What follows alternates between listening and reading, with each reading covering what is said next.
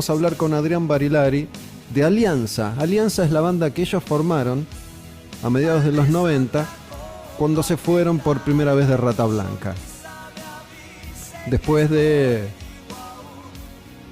el éxito increíble que logró Rata Blanca con La Leyenda y con Mujer Amante, las canciones de Magos, Espadas y Rosas, convirtiéndose en la banda de rock y de metal más popular de la historia argentina y recorriendo todo el territorio nacional una y otra vez, en una época en la que se tocaba mucho, y a veces repetían show 3, 4 conciertos por noche, haciendo el circuito Capital y Gran Buenos Aires. Recorrieron toda Latinoamérica y después empiezan los problemas, como casi siempre sucede. Graban un último trabajo juntos, El Libro Oculto, ese mini álbum, y Barilari y Bistolfi se van. Pero bueno, esa historia la va a contar Adrián también, así que los voy a dejar con él. Vamos a conversar sobre Sueños del Mundo, el clásico argentino, el clásico jarroquero de hoy, el debut de esa banda que se llamaba Alianza. Adrián Barilari y Hugo Bistolfi juntos. Saludo. ¿Qué haces, Adrián, loco? ¿Cómo te va? ¿Qué haces? ¿Cómo andás, querido? ¿Todo bien? Bien, che, bien. Ahí nos pusimos al día un poco fuera del aire hace unos instantes, pero bueno, me parecía divertido, la verdad, entre otras cosas, hablar de este momento que fue un momento muy particular para vos, seguramente, ¿no? Yo recién hace un ratito hice una especie de introducción, ¿no?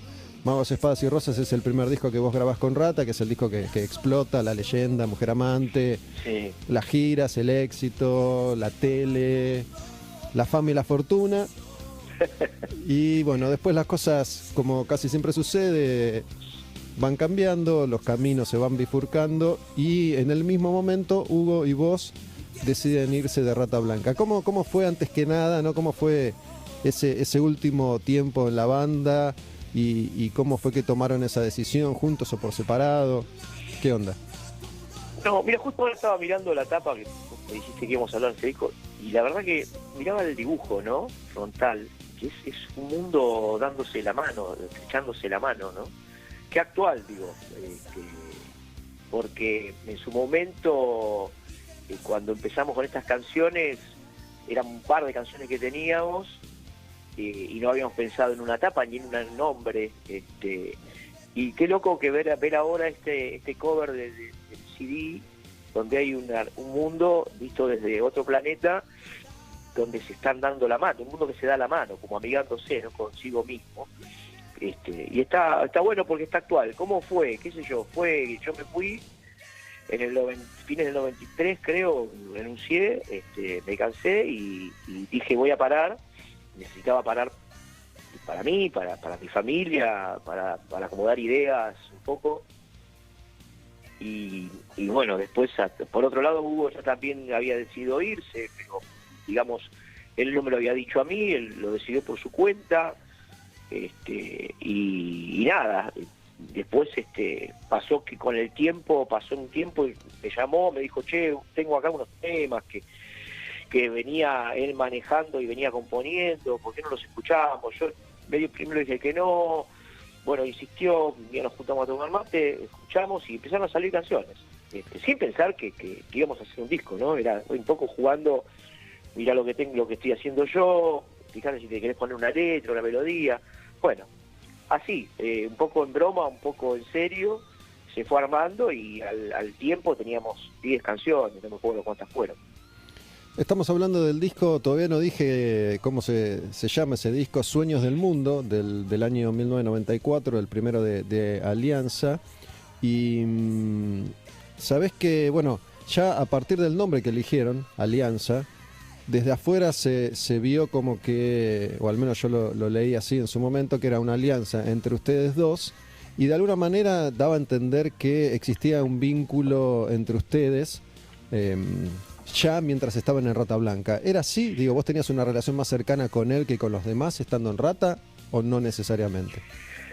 No necesariamente. Lo que sí recuerdo anecdóticamente fue que una situación que sucedió por allá por el 89, cuando vinieron Walter y Bistolfi a mi casa para juntarse conmigo para proponerme lo de Rata Blanca.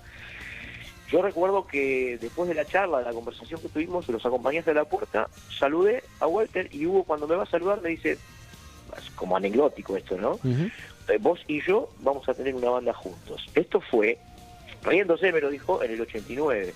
Yo me sonreí, o sea, pensando, este tipo me viene a hablar primero de Rata Blanca y me está diciendo que vamos a tener una banda juntos. Bueno, quizás fue un poco visionario en ese sentido, y yo en su momento lo tomé como algo anecdótico y terminó siendo algo serio, digamos, ¿no? Pero no era que teníamos más afinidad ni nada, no, la afinidad estaba con todos.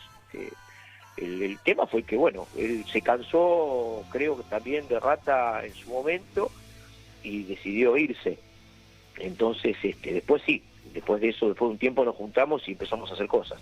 Pero no había nada, fue todo muy, muy suelto, no había nada pensado, ni fue intención. Capaz que él tuvo alguna intención, yo no lo sé, en su momento, y bueno, lo logró. Y evidentemente, si lo pienso desde ese punto, cuando me dijo en el 89 vamos a tener una banda juntos, a lo mejor ya lo pensaba.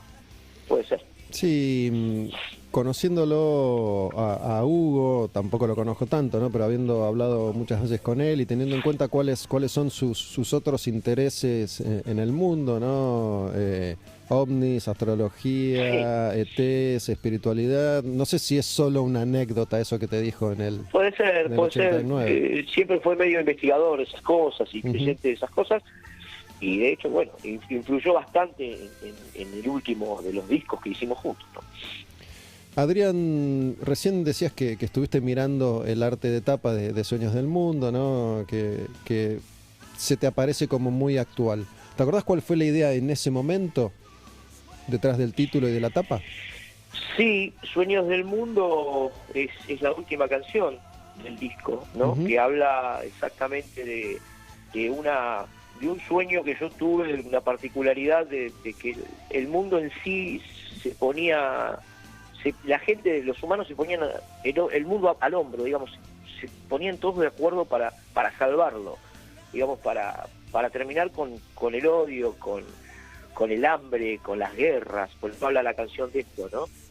Entonces un poco surge de allí, ver la Tierra desde otro lugar y soñar o de alguna manera identificar un mundo unido, ¿no? entre los seres, entre todos los del planeta, digamos, entre todos los países. Esa era un poco la que tenía que ver también con la alianza, ¿no? Con la alianza de juntarnos nosotros, como fue la idea, y hacer este disco.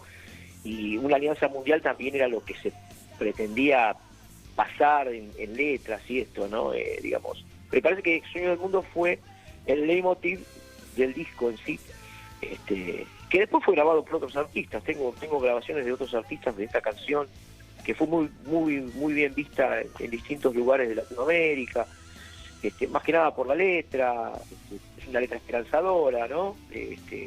Donde uno sueña con que esto que nos pasa hoy no hubiese pasado nunca, pero bueno, la realidad es otra, qué sé yo, por ahí fue solo un sueño.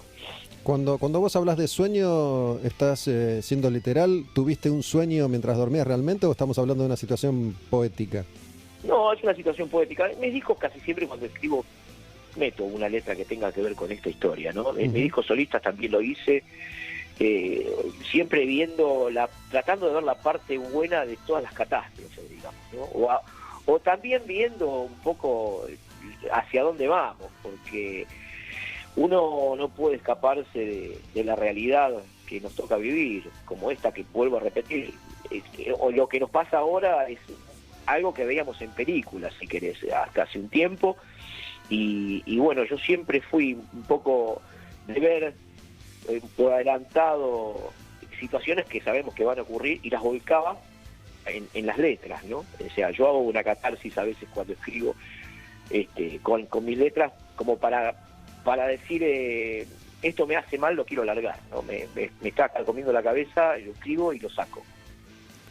Y con Sueño del Mundo pasó algo así. Estoy hablando con Adrián Barilari por aquel primer disco de Alianza, la banda que formaron con Hugo Bistolfi cuando los dos se fueron de Rata Blanca. Y mira, te voy a decir algo. Sabés que hablé con Hugo hace poco y me contó algo, a ver si vos lo recordás igual. No, él me dijo que cuando estaban grabando el libro Culto con Rata Blanca, él ya en mente le daba vueltas la idea de irse. Y me dijo que como ese disco tenía tan poco teclado en el estudio, grabó en 2 minutos y después, como tenía tiempo libre, había un piano en el estudio y medio que se puso a boludear un rato. Ah, sí, me acuerdo de eso. A ver, Sí. dale. Y se puso a tocar una melodía en un piano y a mí me llamó la atención lo bonito de la melodía. Ahora no me voy a acordar de qué canción era, pero creo que después esa melodía que él tocó se transformó en una de las canciones. No me acuerdo si para este disco o para otro, pero sí, de eso me acuerdo, de esa situación me acuerdo. Él ya tenía canciones evidentemente en la cabeza, ¿no? Que eran de él, obviamente, que no las usaba para Rata Blanca, las usaba para editar él o para hacer canciones él.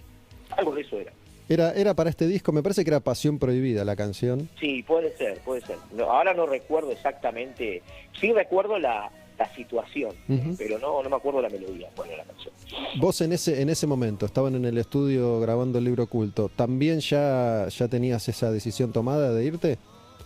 Yo ya había tomado la decisión, recuerdo que me levanté una mañana en el hotel, estaba con Eduardo Vergallo, en la misma habitación. Yo ya venía con problemas porque hacía mucho tiempo de gira y en España íbamos a grabar y aparte tocábamos, hacíamos gira y grabábamos todo el tiempo. Era una constante, es un rato, era la forma de tratar de solventar un disco también.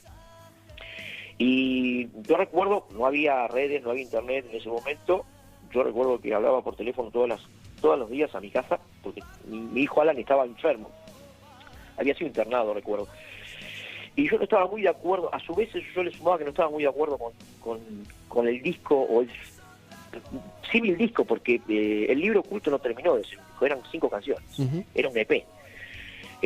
Con la forma musical que había tomado la banda en ese momento, que se corría bastante del eje del que veníamos, había una disconformidad de mi parte, yo esto lo hice saber, pero bueno, eso no cambiaba el hecho de que yo lo grabara, ¿no? A eso se le sumó mi problema familiar y mis ganas de volver a mi casa. Para mí esos 2 meses, casi 2 meses, fueron eternos. Y bueno, me levanté una mañana, me acuerdo que le dije a Eduardo, apenas me levanté, me voy. Le dije, me tomo un avión y me voy. Y Eduardo se rió como diciendo, ¿a dónde vas a ir? Me decía, me voy a mi casa, me voy de rato. O sea, tengo a mi hijo mal, quiero volver, no aguanto más, estoy cansado, tengo la cabeza partida, así no puedo hacer nada. Y bueno, lo anuncié en la banda, nadie lo podía creer. Después de muchas noches de no dormir, obviamente, ¿no? De pasarla bastante mal. Y bueno, terminé de grabar el disco, obviamente, terminé de meter las voces y nos volvimos y después, incluso hasta en ese punto quise colaborar, que lo presenté en obras ese disco, y después de presentarlo sí me fui directamente. O sea que mi ida en ese momento no fue directamente desde la gira, sino que me terminé de ir cuando terminé de presentar el disco en obras. ¿Vergallo, que era sonidista de Rata en ese momento? En su momento Eduardo, sí, y al final terminó siendo después el que algunos discos grabó él con nosotros, no con la Alianza, sí, pero Vergallo en ese momento era sonidista, sí. ¿Cómo fue ese Obras? Digo, porque en la idea de la mayoría quedó como que Rata Blanca en ese momento ya no estaba en su mejor convocatoria. Digo, ¿cómo fue ese Obras? Fue raro, porque esa noche yo recuerdo que para mí era terminar con una etapa, quería terminar el show e irme, y fue lo que hice, porque tampoco se había anunciado mi salida, era como que no digamos nada, porque Rata ya tenía pensado seguramente otro cantante, y fue raro porque creo que esa misma noche tocó Patricio Rey, Los Redondos, en otro lugar. Entonces eso nos jugaba bastante en contra, ¿no? No había una convocatoria muy grande, porque la gente en ese momento estaba bastante repartida. No me acuerdo cuál era el otro lugar, pero yo sé que ese Obras no estuvo lleno, porque lo vi, estaba ahí, y fue cumplir un poco para mí fue cumplir con la necesidad de terminar en la etapa, digamos, de cerrar esa etapa e irme. Y así fue. pero no fue un concierto donde para la gente se terminaba algo. ¿No? Después se anunció mi salida, pero antes no. Mira, yo te digo como yo recuerdo esos años de Rata Blanca, ¿no? Vos decís que en ese momento no estabas muy conforme con la línea musical que estaban tomando las canciones del Libro Oculto, y yo creo recordar que, digo, después del super éxito de Magos, Espadas y Rosas y Mujer Amante, que en algunos momentos se había transformado como una especie de pesadilla, y la historia de la música pesada ya en los 90 estaba cambiando mucho. Recuerdo que Rata Blanca en algún momento, o Walter dijo, vamos a hacer algo más heavy, ¿no? Y de hecho después cuando vos te vas y entra Mario Ian, graban Entre el cielo y el infierno, que era Exacto. muy, muy distinto. ¿Era un poco eso lo que vos decías? Era un poco eso, era un poco que Rata al hacer este EP estaba cambiando de compañía discográfica también. O sea, se iba de una compañía e ingresaba a otra compañía discográfica. Entonces también había un componente importante en cuanto a contratos y ese tipo de cosas que tienen que ver más con la parte de la música que no se ve. Entonces había un montón de situaciones donde, más allá de la música, como a mí, yo no estaba muy conforme con lo que estaba cantando para ese disco en ese momento, cosa que hoy, te digo, escucho ese EP y las canciones me gustan, porque después las fui asimilando, y canciones como Asesinos, volviendo a... ¿qué más? Estaba Cuarto Poder, que yo escribí letras. Cuarto Poder, fui parte de la letra de ese disco. Hoy las escucho y digo, qué buenas letras o qué buenas canciones que fueron al final. Pero bueno, en ese momento el cambio había sido muy grande, ¿no? Veníamos de un disco como Guerrero del Arcoíris, que era un disco muy rockero, muy americano.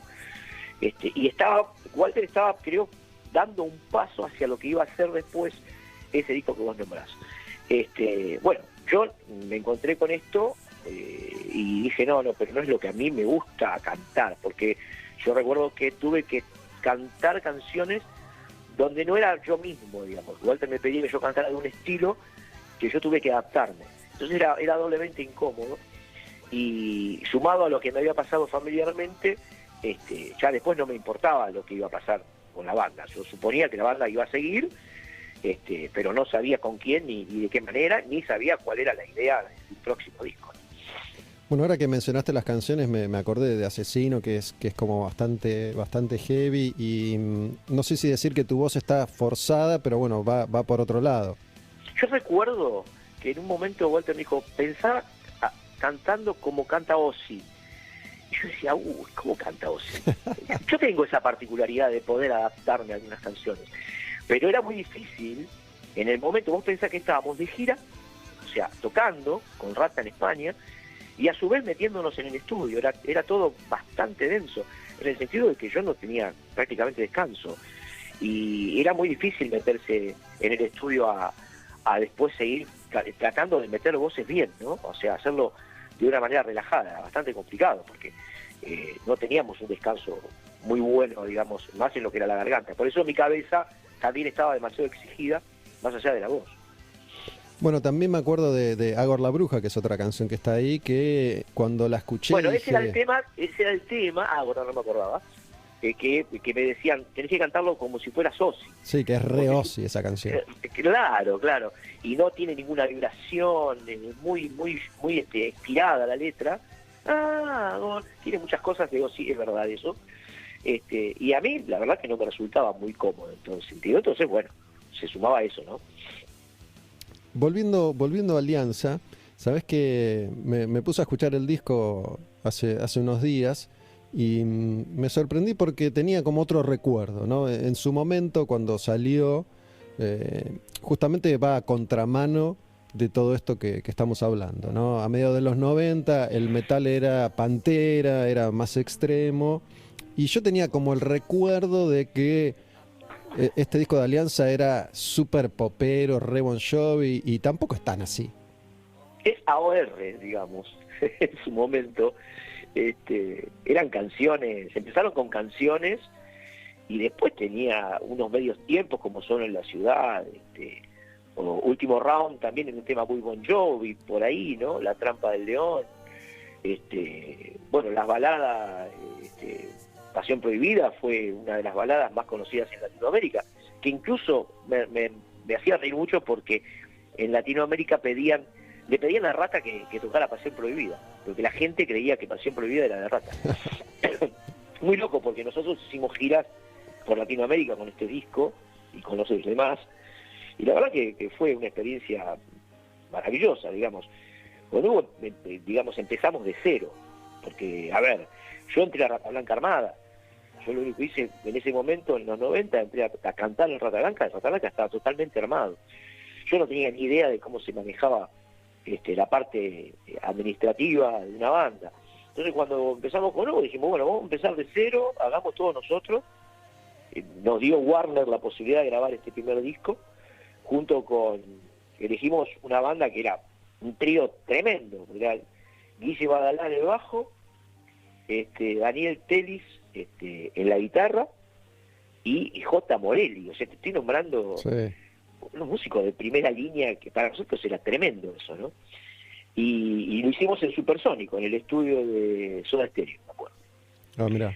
Y la producción fue grandísima. O sea, a nosotros Warner nos abrió una puerta enorme, y lo que pasó después es lo que pasaba siempre en ese momento, ¿no? O sea, el disco estaba todo bien, pero no había promoción, el disco no sonaba, no sonaba en las radios, era muy difícil hacerlo escuchar, y para algunas radios era muy pesado, y para otras radios como la Rock and Pop era muy liviano, digamos. Entonces era como difícil.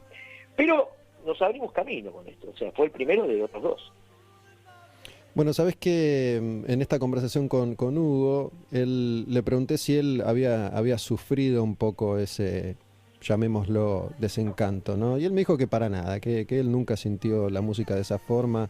En tu caso, ¿cómo fue? Digo, esto que vos mencionás, ¿cómo fue? Y yo un poco estaba muy esperanzado después con este disco, porque, ya te digo, nos habían abierto una puerta grande. Hola. Sí, habla Mauro, recién llamamos. ¿Adrián? Misterio. Se metió alguien más en la conversación y se cortó la conversación con Adrián. Me gustan estos momentos esotéricos, debe ser la presencia de Hugo Bistolfi. Pero bueno, vamos a hacer una pausa, que lo vuelvo a llamar a Adrián. A ver qué habrá sucedido. Sí, mientras estamos escuchando. ¿Esta no es Pasión Prohibida, justo? ¿Viste? Estaba hablando de esa canción. Ahí vengo. Lo llamo a Adrián de nuevo.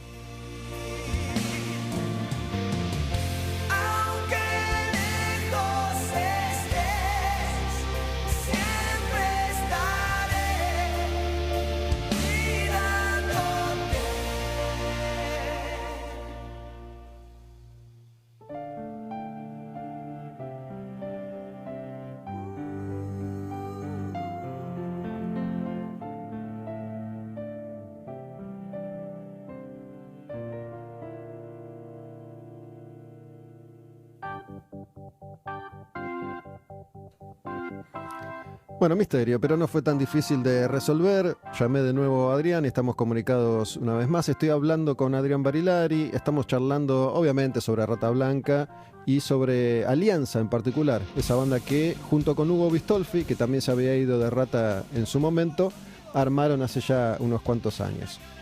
Estábamos entonces en el desencanto que vos sentiste en parte por el resultado de ese primer disco. Sí, desencanto porque te decía que nos habían abierto una puerta grande, teníamos para hacer 2 videoclips, incluso la empresa nos había propuesto hacer videoclips en Miami, cosa que yo no acepté porque mi mujer estaba embarazada, no quería volver a viajar. Imagínate, había bajado del quilombo de los viajes y volver a viajar, dije, hagámoslos acá. Hicimos 2 videoclips para este disco, teníamos una producción importantísima, los músicos que quisimos, o sea, se había invertido muy bien en la producción, y el desencanto fue que después el disco no sonaba a ningún lado, digamos. Musicalmente estaba bien para lo que nosotros queríamos hacer, pero necesitábamos el apoyo de que sonara, de hacerlo escuchar, ¿no? Y eso fue lo que a mí me llama desencanto. Yo también me acuerdo que en un momento...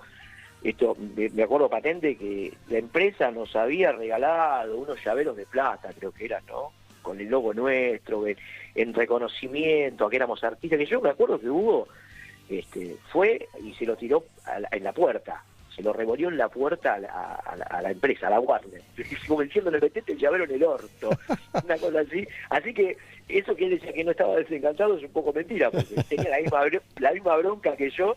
Claro, te arreglaban con un llaverito, cosas que pasaban en esos años. Imagínate que yo estoy totalmente agradecido al haber hecho este proyecto, porque este fue el paso que yo di anterior a mi carrera solista. O sea, yo cumplí todas las etapas, me parece, y esta fue una de las etapas, ¿no? Che, escúchame, me quedé pensando en Hugo tirándole el llavero.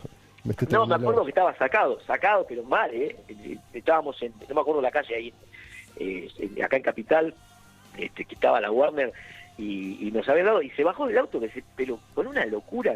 Y yo, ¿dónde vas? Y se le revolvió el llavero, se lo pegó en la vidriera, nada, una estupidez, pero la bronca era esa, ¿no? Que de repente te atendían muy bien, eras el súper artista para la empresa, y después ya no te daban pelota. Una vez que habías grabado y habías entregado todo, yo recuerdo que en Relaciones Públicas nos decía, mira, para que suenen ustedes en la radio tenemos que hacer sonar primero Luis Miguel, ¿viste? Pues si no, era una cosa así. Lo que pasaba, digamos, mayormente con las discográficas, ¿no? Y más con el rock. O sea, el rock no era bien visto para eso. Adrián, mira, yo me acuerdo en lo personal, en ese momento, yo recién estaba empezando, estaba en esta revista de metal, que era la revista Madhouse. Sí. Y me acuerdo que cuando aparece Alianza, de nuevo, iba como a contramano de lo que estaba pasando en el metal en ese momento. Y de hecho, los rechazábamos, ¿no? Un poco como había pasado con Rata Blanca también. Era muy blando para lo que sonaba, digamos, en el circuito, ¿no? Claro. Por ahí lo que hacíamos. Incluso desde la estética planteaba algo que en ese momento también iba a contramano, entonces me parece que parte del rechazo tenía que ver con eso y también con la inexperiencia de todos. ¿Qué sonaba mucho? Me acuerdo, pesado nacional en aquella época. Hermética, no, más. Y Hermética sí, Hermética estaba en su mejor momento. Malón fue después. Era Animal, claro. Animal era Animal. La gran cosa nueva. Misma compañía. Nosotros, la misma compañía, pero ¿por qué? Porque nosotros empezamos a trabajar con Alejandro Taranto. Claro. Y Alejandro Taranto, productor, manager, él de alguna manera, nosotros lo hicimos entrar a él en Warner. Porque inconscientemente no sabíamos que Alejandro se estaba armando para tener una agencia, y la logró dentro de Warner. Y nosotros ya estábamos en Warner. O sea que nosotros lo llevamos a Taranto a Warner, y él arma en Warner Animal. Esto lo tengo pero clarísimo, me acuerdo mucho de eso. O sea que fuimos un nexo nosotros, ¿no? Uh-huh. Y abrimos puertas también en ese sentido. Pero, a ver, la idea musical que teníamos nosotros era muy nuestra. Sabíamos que no queríamos hacer heavy metal, porque veníamos de una banda que estaba haciendo heavy metal y queríamos hacer algo distinto, queríamos poner un sello propio. Después, si la gente lo adoptaba o no, era el riesgo que corríamos.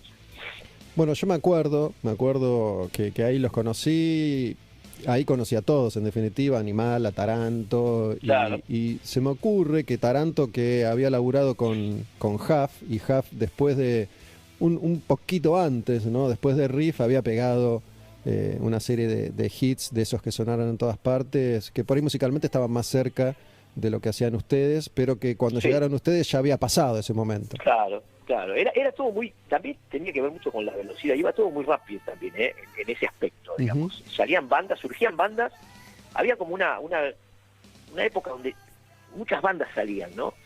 A nivel nacional, y sonaban y por ahí después desaparecían, pero una de las que quedó obviamente fue Animal, y me acuerdo que después Taranto armó una banda con su hijo, Infierno 18. Sí. ¿Te acordás? Sí.